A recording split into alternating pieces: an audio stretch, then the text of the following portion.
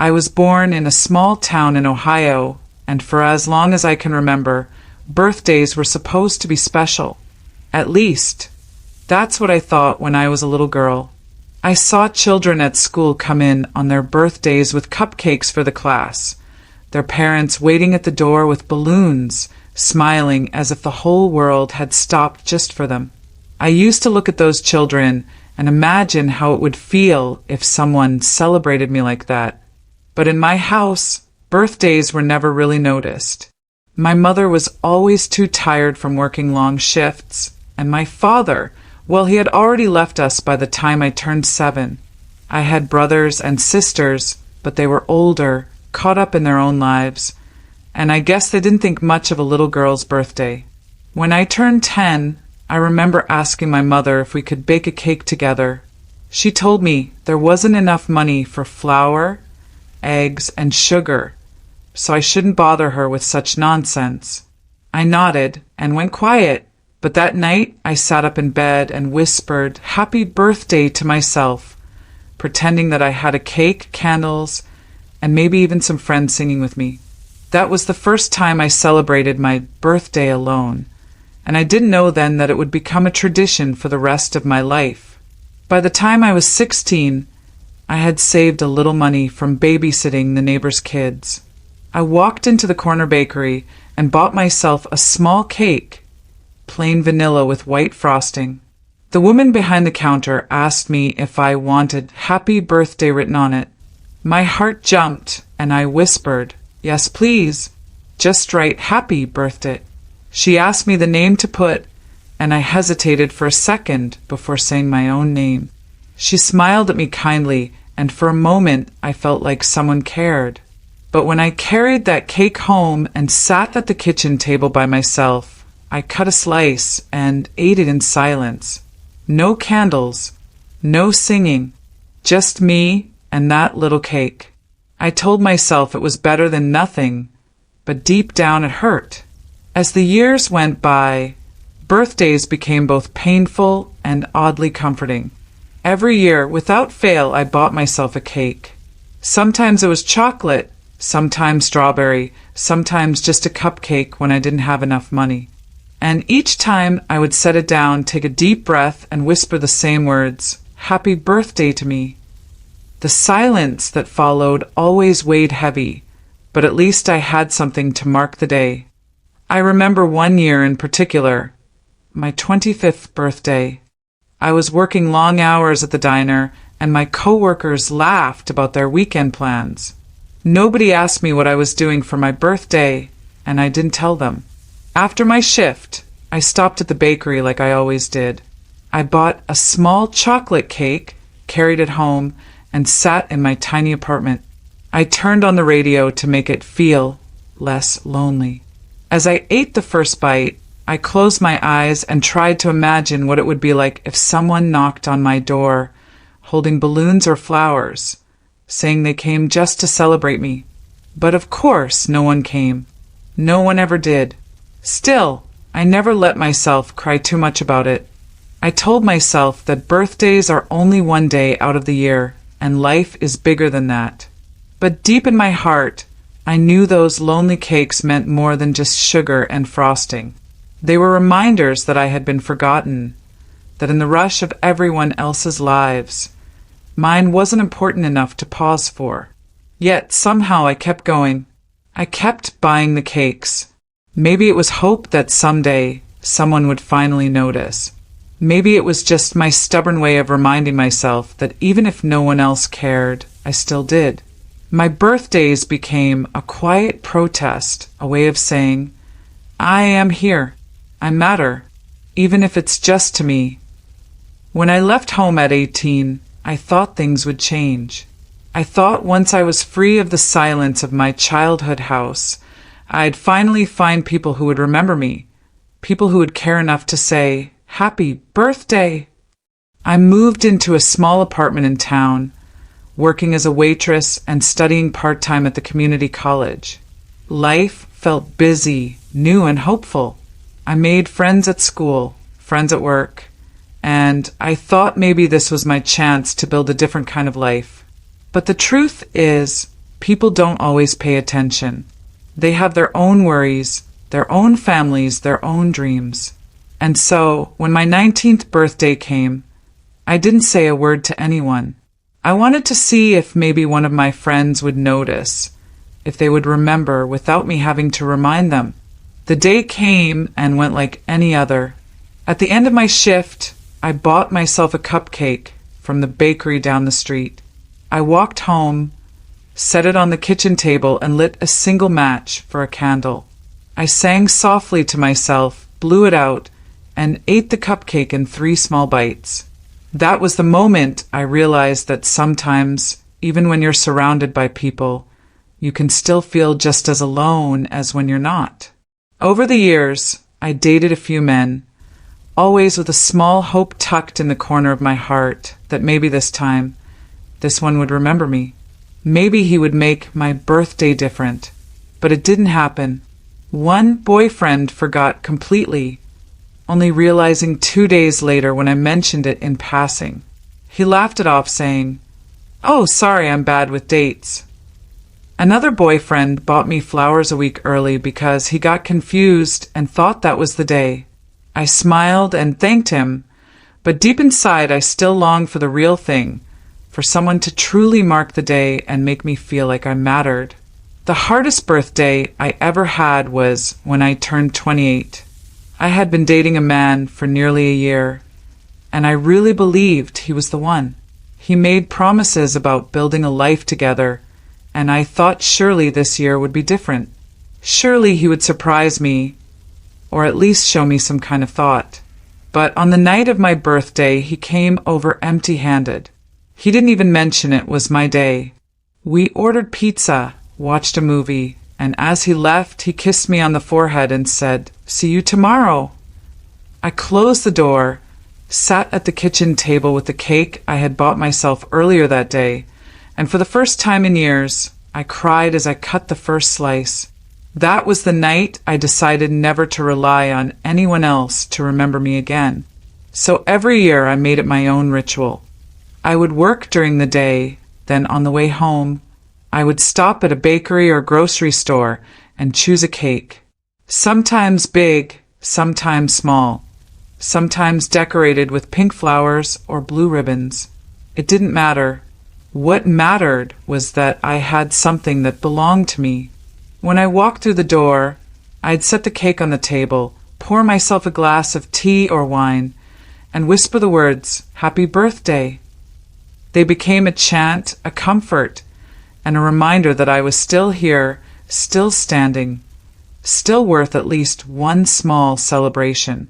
Friends came and went, and I never told most of them about my lonely tradition. I was too embarrassed, too afraid they'd pity me or laugh at me.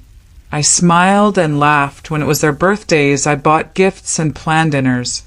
I sang loudly when the candles came out for them. And every time, in the back of my mind, I wondered if they would ever do the same for me. But the years passed, and they never did. I learned to hide my disappointment well. I told myself it wasn't important. Birthdays were just numbers after all. But deep down, the little girl in me still longed for that moment, the sound of voices singing for me, the joy of someone else cutting the cake, the feeling of not being invisible on the one day that was supposed to belong to me. Yet in that sadness, I also found strength. Each birthday alone taught me something. It taught me resilience. It taught me how to make myself smile when no one else could. It taught me that I didn't have to wait for someone else to give me permission to feel special. I could claim that for myself. And maybe in a strange way, that made me stronger than if I had always had a crowd around me. Looking back, I sometimes wonder if my quiet birthdays made me different from other women. I didn't expect grand gestures. I didn't dream of surprise parties. I didn't need a dozen roses or a diamond necklace. All I wanted was a little recognition, just a bit of love shown in a simple way. And since I couldn't find it from others, I gave it to myself. And that became my life in Ohio. Year after year, one cake after another, one whispered happy birthday in an empty room. It sounds lonely, and but it was also mine. It was my ritual, my reminder, my way of telling myself that I mattered, even if no one else seemed to think so. By the time I reached my 30s, I had grown used to the silence of my birthdays. The sting was still there, but it didn't surprise me anymore. I had accepted that it was just the way things were for me. Most people expected their birthdays to be surrounded with laughter, friends, and family, but I expected nothing. And when you expect nothing, you can't be disappointed. Or at least that's what I told myself. I poured most of my energy into work. I had managed to get a steady office job in town after years of waitressing, and I felt proud of that. I was good at keeping things organized, answering phones, balancing paperwork, and making sure everyone else's needs were met. People at the office liked me. They'd chat with me at the coffee machine, laugh with me during lunch breaks, even share stories about their own families. But when my birthday came each year, I never told anyone. It felt easier that way. If they didn't know, they couldn't forget. I'll never forget the year I turned 35.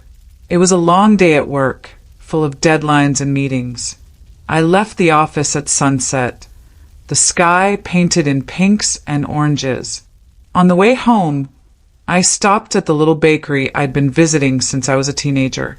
The woman behind the counter had changed over the years, new owners, new workers, but the smell was always the same. Sweet sugar, warm bread, and the faint scent of vanilla in the air. I picked out a small round cake with chocolate shavings on top. When I asked if they could write something on it, the young man smiled and said, "Of course, what name?" I hesitated like I always did, then quietly answered, "Just write happy birthday." I carried that cake home, set it on the table, and for a while I just stared at it. The candles sat unopened in the drawer, the matches beside them. I thought about lighting one, but in the end I didn't. I simply cut myself a slice, poured a glass of milk, and ate slowly, savoring each bite. It was rich and sweet, and yet it left a lump in my throat. Because cakes were meant to be shared. Cakes were meant for laughter and messy plates and someone else saying, "Let me cut the first slice for you." But all I had was me. That night, I went to bed with tears on my pillow. But when I woke the next morning, I told myself again, "You are still here. You are still alive." And that alone is worth celebrating. As I moved into my 40s, the weight of loneliness grew heavier.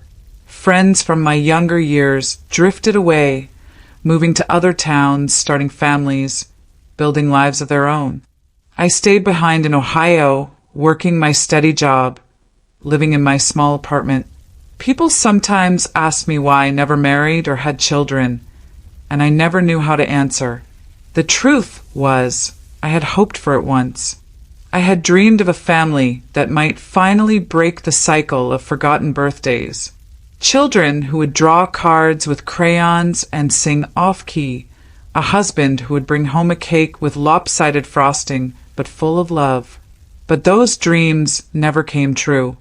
And so, the birthdays went on the same, quiet, small, just me and a cake. There was one year, I think I was 42, when I decided to do something different. I bought myself a bigger cake than usual, a tall one with layers of strawberry and cream. When I brought it home, I sliced it into pieces, wrapped them carefully, and the next morning I took them to work. I placed them in the break room with a note that said, "Please enjoy." No one knew it had been my birthday the night before. They just thanked me for the treat, smiling as they ate. And though no one sang to me and no one knew the reason, it felt good to see others enjoying the cake I had bought for myself. In a strange way, it made me feel less alone. Still, every year after that, I went back to the quiet tradition. One cake, one slice, one whispered happy birthday to myself. Some years I bought cupcakes instead when money was tight. Some years I skipped the candles altogether. But I always had something sweet on that day, something to mark the moment. By the time I was nearing 50, I had come to see my birthdays in a new light. They weren't just about being forgotten anymore. They were about survival. Each year, when I set that cake on the table, I was reminding myself that I had made it through another year on my own, that I had worked hard, kept going, and stayed standing despite all the loneliness. The cake became a symbol, not of what I lacked, but of what I had given myself. I won't pretend it wasn't sad. It was. Every year, there was a part of me that ached, that longed for something different. But as the years stacked up like candles on a cake, I realized that maybe my story wasn't about what I missed. Maybe it was about how I endured. Maybe it was about how I refused to let the day slip by unnoticed, even if I was the only one who noticed. And so, year after year, my little ritual carried me through. In the silence of my small Ohio home, I lit my own candles, sang my own songs, and ate my own cake. I made sure I never let the day pass without honoring myself, even if no one else ever did. By the time I reached my 50s, I had already lived more birthdays alone than most people could count.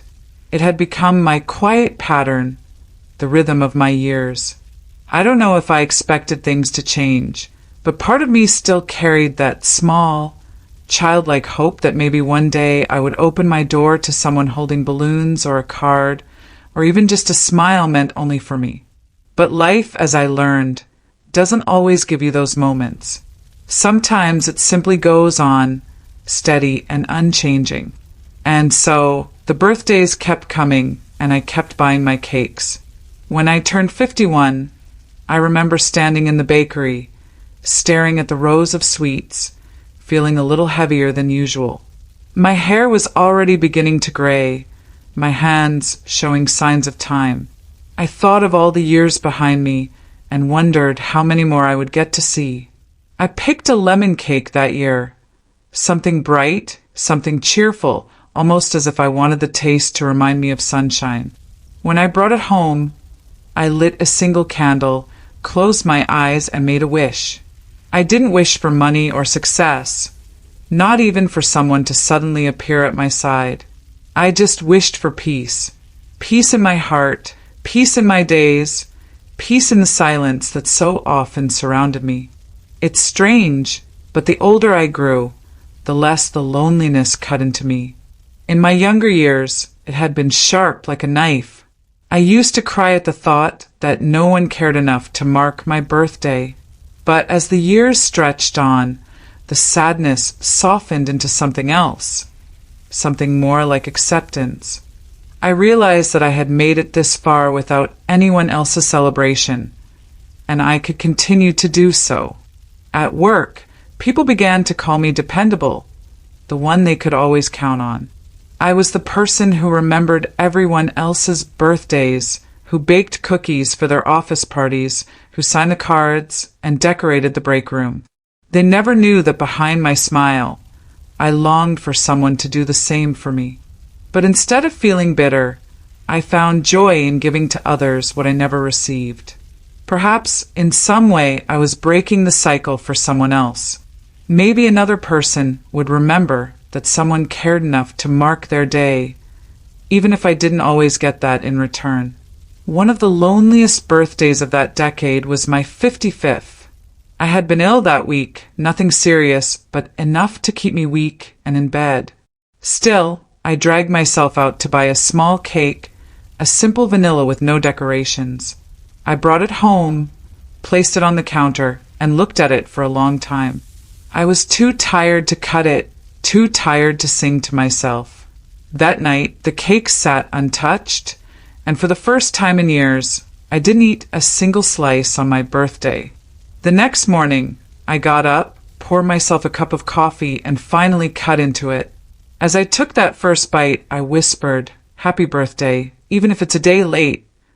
It may sound silly, but it reminded me that even when life was heavy, I could still keep my little tradition alive.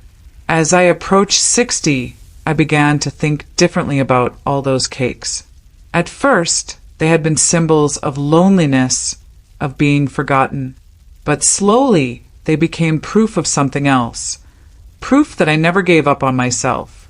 Each candle I lit, each slice I cut, was a way of saying, you are still here. You still count. That realization gave me comfort. It softened the ache that had followed me for so long. One day, when I was about 58, a younger woman from work asked me why I never seemed to celebrate my own birthday.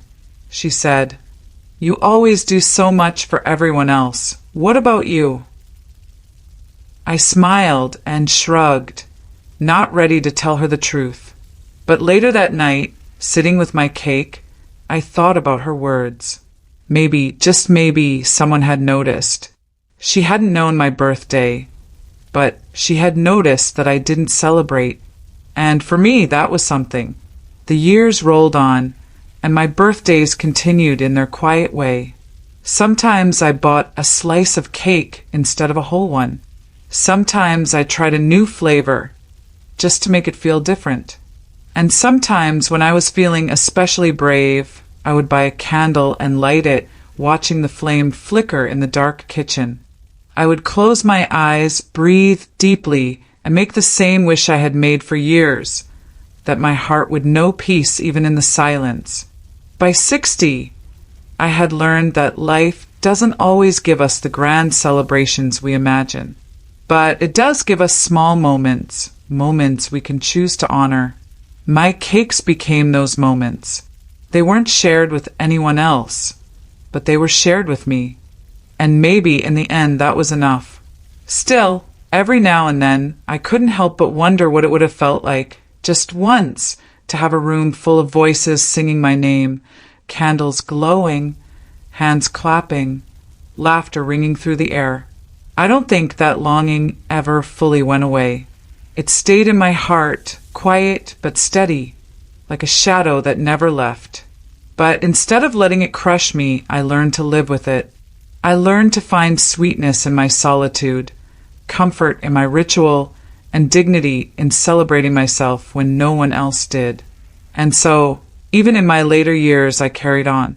Another birthday, another cake, another whispered song into the quiet night of my little Ohio home.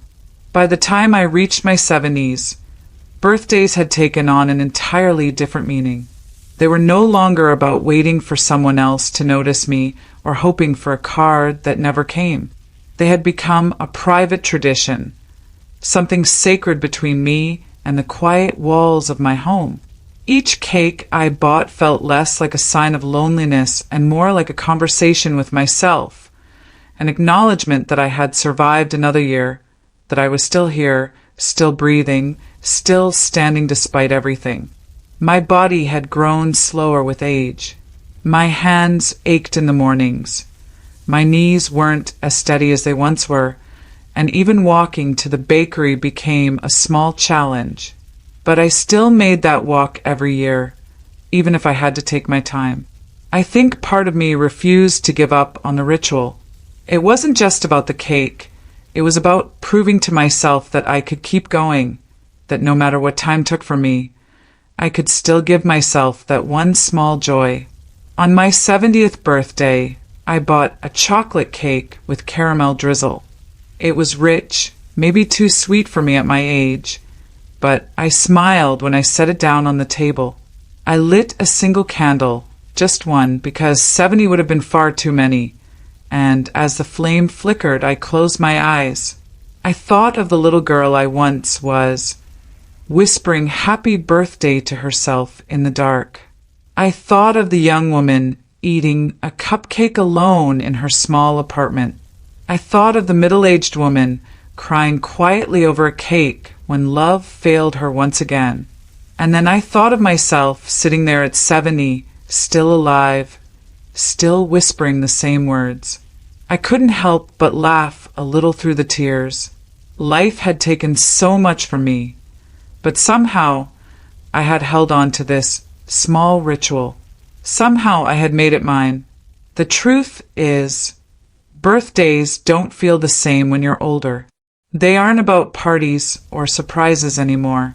They're about reflection, looking back at all the years behind you and realizing how many moments you've lived through. For me, those reflections were bittersweet. I had lived a life without much celebration from others, but I had also lived a life of quiet endurance, of resilience, of learning to honor myself when no one else would. That was something, wasn't it? Maybe not the life I dreamed of, but a life worth acknowledging all the same. One year, when I was 72, a neighbor stopped by as I was carrying a cake into my house. She was a kind woman, always waving to me when she watered her flowers. She looked at the cake and smiled, asking, "Oh, is it your birthday?" For a moment, I didn't know what to say. I almost lied, but then I nodded. "Yes, it is." She laughed warmly and said, "Well, happy birthday to you." Then she went on her way, not realizing what her words had meant to me. It was just a passing moment for her. But for me, it was the first time in years, maybe decades, that someone had said those words out loud to me on the day itself. I carried that cake inside with tears in my eyes, and when I cut the first slice, it tasted sweeter than usual. Moments like that reminded me that sometimes the world does notice us, even if only for a fleeting second. And sometimes those little moments can feel just as precious as the grand celebrations we dream about. Still, most years it was just me and the cake, the candle, and the whispered song. I think some people might look at that and see only sadness. But as I grew older, I began to see strength in it too, because it would have been easy to let my birthdays pass unnoticed, to treat them like any other day. But I refused to do that. Even if it was only me, I marked the day. I honored my own existence. I celebrated, even in silence. And I think that's something powerful. When I turned 75, I sat at the table with a slice of cake and a cup of tea, and I thought about all the women I had been. The child, the young dreamer, the disappointed lover, the hard-working woman, the lonely neighbor. And I realized they were all still inside me, sitting with me at that table. In that moment, I didn't feel quite as alone. It was as if every version of myself from every year was there, celebrating together. The girl who first sang Happy Birthday alone.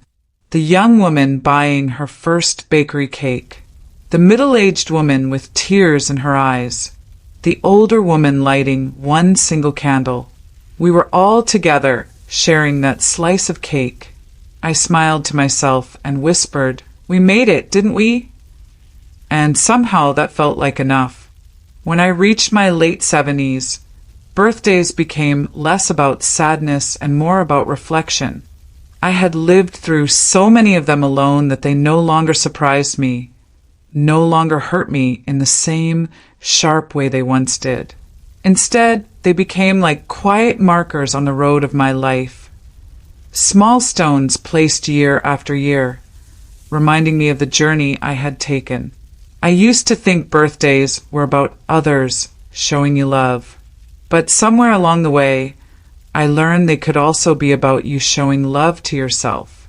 That realization didn't come easy. It took me decades of tears, silence, and empty chairs around my kitchen table. But by the time I was older, it felt like a gift I had given myself. At 78, I bought a strawberry cake with pink frosting and tiny sugar flowers. I smiled when I saw it in the bakery window, as if it had been waiting just for me. I carried it home slowly, careful not to stumble on the steps, and set it down on the table like it was something precious. I cut a slice, poured a glass of water, and whispered happy birthday. But this time, I didn't say it to myself in loneliness. I said it with a kind of warmth, as if I were saying it to a dear friend. Because after all these years, hadn't I become my own companion? Hadn't I learned to be there for myself when no one else was? I won't lie. There were still moments when I wished things had been different. When I wished I had children or grandchildren who might have baked me a cake or sung me a song. When I wished I had a partner who would have kissed my cheek and said, "Make a wish," that longing never fully disappeared. It lived quietly inside me, like a soft ache I carried. But I also realized something important. My life was not empty just because it didn't look like everyone else's. My life was mine, and the small traditions I created were proof of that. One year, when I was around 80, a younger neighbor invited me over for tea a few days after my birthday. She had baked cookies, and as we sat together at her table, she asked me what I had done to celebrate. I smiled and told her honestly, I bought myself a cake, like I always do. She tilted her head and asked gently, "All by yourself?" I nodded, and instead of pity, she smiled. "That's beautiful," she said. "You've honored yourself your whole life. Not many people do that." Her words stayed with me. For so long I had seen my lonely birthdays as something sad, something lacking. But she helped me see it differently. Maybe it was also something strong, something brave. As the years went on, I began to cherish the ritual more deeply. I chose my cakes with care, sometimes trying new flavors, sometimes returning to old favorites. I lit candles when I felt strong enough, and when I didn't, I simply cut a slice and let that be enough. Each year, I whispered the same words, but with new meaning.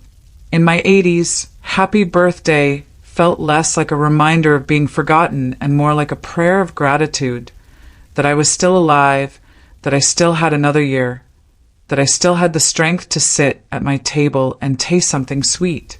There's a kind of peace that comes with age, though it arrives slowly. It's the peace of no longer fighting against what is, but learning to rest inside of it. My birthdays, once filled with tears, had become soft, quiet, and almost tender. They reminded me that even though the world had not celebrated me, I had not let myself go unnoticed. I had been my own witness, year after year, candle after candle, slice after slice. And that was something no one could take away. On my 85th birthday, I bought a small vanilla cake with whipped cream frosting. My hands shook a little as I carried it home, but I managed. I set it down on the table, lit one candle, and sat for a long time before blowing it out. I thought about my whole life in that moment, all the struggles, all the disappointments, all the quiet strength it had taken to keep going. I whispered, "Happy birthday," and then I added something new. "Thank you. Thank you to myself for not giving up.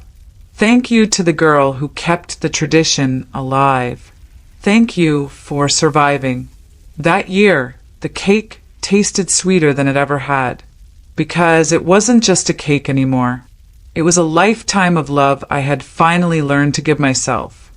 As I sit here now in the late years of my life, I can look back at all those birthdays with a clearer heart. I am in my 90s now, and every birthday feels like a miracle. I don't walk to the bakery anymore. My legs don't carry me the way they used to. These days I have my groceries delivered, and with them I always add a small cake. Sometimes it's plain, sometimes fancy, but always something sweet. When it arrives, I unwrap it slowly as if it were the finest gift and place it on the same kitchen table I've had for decades. There's a stillness in my home now that only age can bring. The world outside moves so fast, but in here, time feels soft and slow. My hands are frail, my voice is quiet, but my heart is steady. And when I light that candle each year, the flame feels like a reminder of all the years I've lived. Every struggle, every disappointment, every small victory. One tiny flame, standing tall in the darkness, just like me. Looking back, I realize that my story has always been about more than just cakes. It's been about resilience. It's been about refusing to disappear, even when the world seemed to forget me. Each time I whispered, "Happy birthday," I was telling myself, "You matter. You are here. You deserve to be seen. Even if no one else ever said it, I said it for myself. And in the end, that was enough. I won't pretend it was easy. There were years when the loneliness felt unbearable, when I longed so deeply for someone to knock on my door, to sit across from me and share a slice. There were years when I cried as I blew out the candle, wishing for love that never came.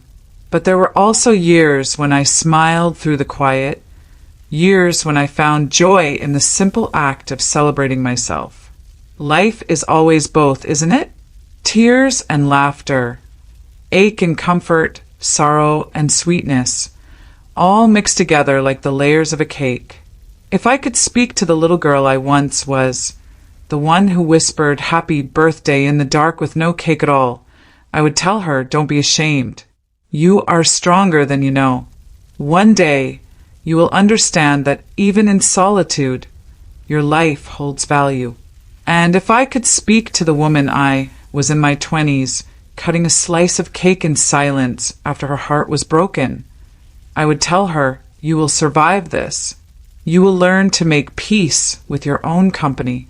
Now, in these final years, I find myself grateful. Not for the loneliness, no, but for the lessons it brought me. For teaching me that love doesn't always come from outside, it can come from within. For teaching me that a life doesn't have to be loud to be meaningful. For teaching me that even small rituals, like a slice of birthday cake, can carry us through the hardest of times. Sometimes, I wonder what people will remember about me when I am gone. Maybe they won't know my story at all. Maybe they won't know about the quiet birthdays or the whispered songs. But I like to think that my story carries a message, one I hope someone else might hear. Don't wait for the world to celebrate you. Celebrate yourself. Even if it's just you and a single candle, light it. Sing the song. Cut the cake. Remind yourself that you matter. Because that's the truth I found in Ohio, year after year, cake after cake. I mattered. My life mattered, even if no one else noticed. I carried that truth with me through every lonely moment. And now, as I reach the twilight of my years, it shines brighter than ever. So, if you ever find yourself sitting alone on your birthday, with no one to sing to you, remember me. Remember the woman who bought her own cake, lit her own candle, and whispered her own song. Remember that it isn't weakness, it's strength, it's courage, it's love in its purest, simplest form. This year I turned 91. I bought a small lemon cake, just like the one I chose years ago when I wished for peace. I lit one candle, closed my eyes, and whispered not only happy birthday, but also thank you. Thank you for the years, for the lessons, for the chance to live, even in loneliness. And when I blew out the candle, I didn't feel sad. I felt full of life, full of memory, full of quiet love. Because after all these years of eating birthday cake alone, I have come to see that I was never truly alone. I always had myself, and in the end, that was enough.